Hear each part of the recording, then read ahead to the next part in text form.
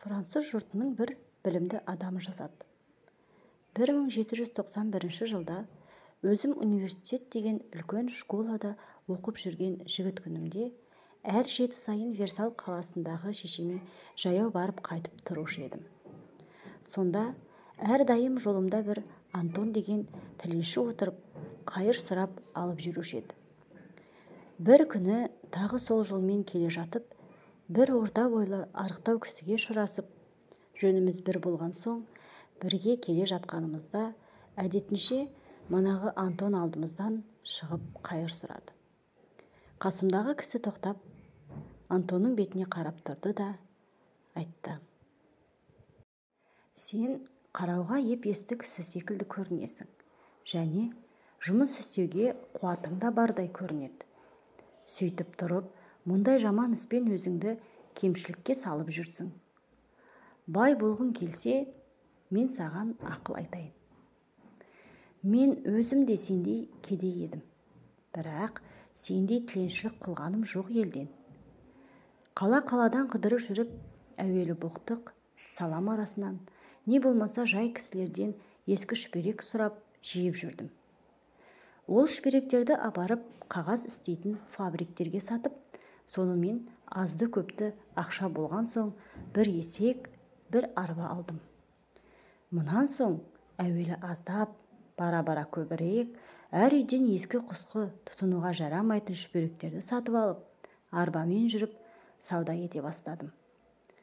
Осындай іспен 7 жылда 10 000 франк ақша тауып, енді бір қағаз фабрикасына кірістім. Жасым жас, ісіме нық, жинақты және еріншектікті білмегеннен соң, осы күнде 2 әйдік тас жұртым бар.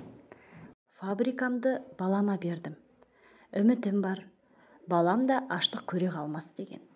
Себебі баламды да жасынан бос жүруге, еріншектікке қиналмай мал табуға үйретпедім. Осы айтқанымша, машақтанудан қашпасаң, сен де бай боласың, Антон, деді де жөніне жүріп кетті. Антон бұл сөзді есткен соң терең ойға қалып, қайыр сұрауын да ұмытып тұрып қалды. 1815 жылда Брюссель деген қаладан өтіп бара жатып, бір кітап сататын үлкен дүкенге кірдім. Дүкеннің ішінде бірнеше приказчиктерге олай-бұлай етіңіз деп бұйырып тұрған бір купецтің кескініне көңілім таныс реушті көрінді.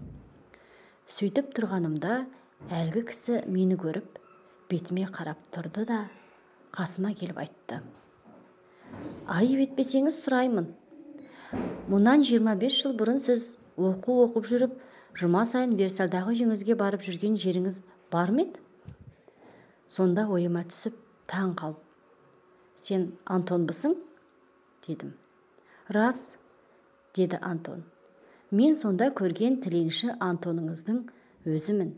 Сол жүргеніңіздегі бір күн қасыңызда бірге жолыққан кісінің айтқандары көңіліме кіріп кетіп, тіленшілікті тастап, жұмысқа кірістім. Ісіме нық, малыма күтімді болдым.